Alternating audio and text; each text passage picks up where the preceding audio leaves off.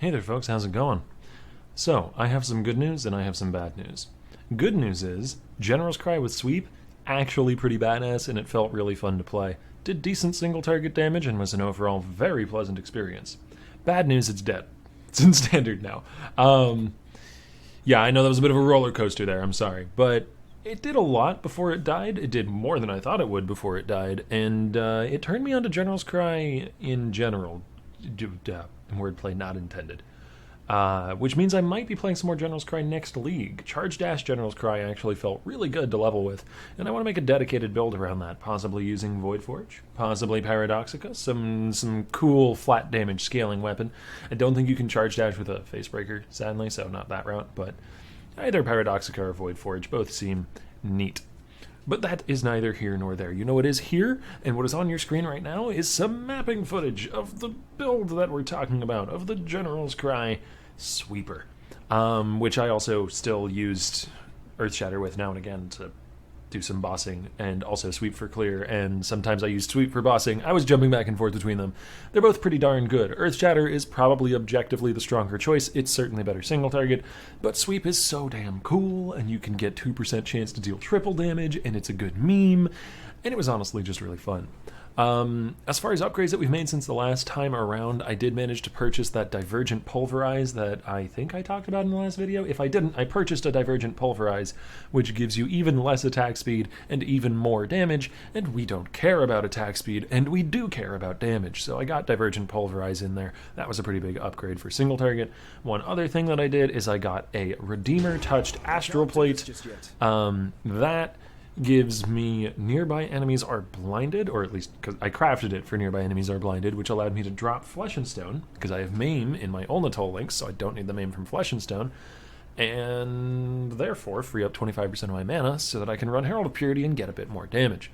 As well as that, to scale even more damage, because you do need more damage scaling than I initially anticipated, I swapped off of Fortitude, which is the You Have Fortify passive in the Ascendancy, over to Worthy Foe, which makes enemies unable to evade if they've been taunted recently, and they take 20% increased damage.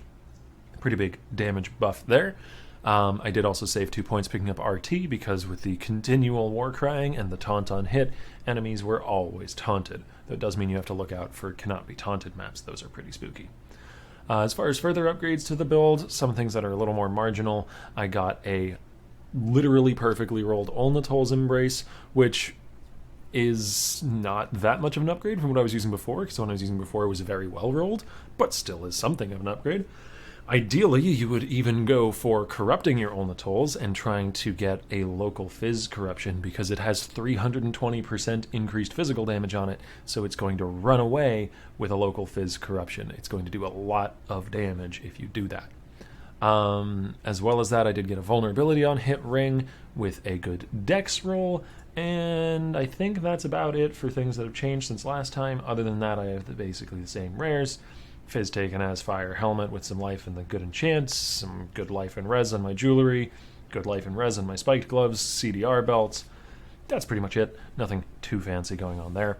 Some of the other upgrades that I could have made are that local Fizz corruption that I mentioned on the Olnatol axe, but also getting some Woke gems into the links perhaps, things like Woke Brutality and Woke, what's the other one? Woke like Vicious Proj and stuff on the Olnatol, but that's really not that important.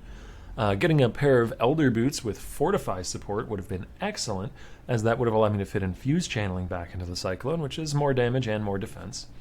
And possibly swapping over to crit, though that would be a massive regear, and you probably wouldn't be using Olnatol axe anymore because you'd want an axe with like some local crit, or at the very least you'd need base crit scaling from the Cortex Flask as well as an Elder chest piece, as well as like, I don't know, anywhere else you could grab it that I'm not thinking of. Like I said, a better weapon. I really don't think crit is something you need to do. I guess you could swap your curse to Assassin's Mark II instead of vulnerability. That would probably help. I don't think crit is the direction you need to go, though. The damage felt okay, non-crit, and that was without some significant scalers in place. So I think you can get there going non-crit for sure. But that's about it for the build. I hope you've enjoyed the mapping footage and some of the bosses that I sprinkled in there. We did bring down Shaper and Elder and a bunch of Guardians before I died. I wanted to take on Uber Elder and I wanted to take on Awakener, but I sadly ripped before I got around to doing those.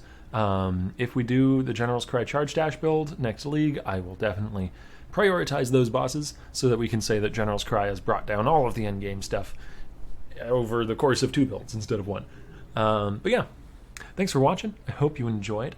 I'm going to be participating in the Gauntlet in the coming few weeks. It's a 10-day event, and it starts on the 14th, so it's a few days away still, and then it's going to be going for 10 days. So yeah, next couple of weeks are going to be Gauntlet focused as I practice for it and then participate in it. I'm most likely going to be playing my Archmage Cremation build. I know I've played that one quite a bit, but that's why I'm taking it into the Gauntlet. I'm very familiar with it, and I think it is a strong enough build for the race. If you haven't seen that build, I will link the link in the description below to the guide. Can't words today for some reason. There's a full text guide on that character that you can peruse if you are so inclined. And be sure to like and subscribe and comment and do all those YouTube things. See you next time, folks. We can Note as an option, but then I lose some damage. You have Fortify Note as a safer option too.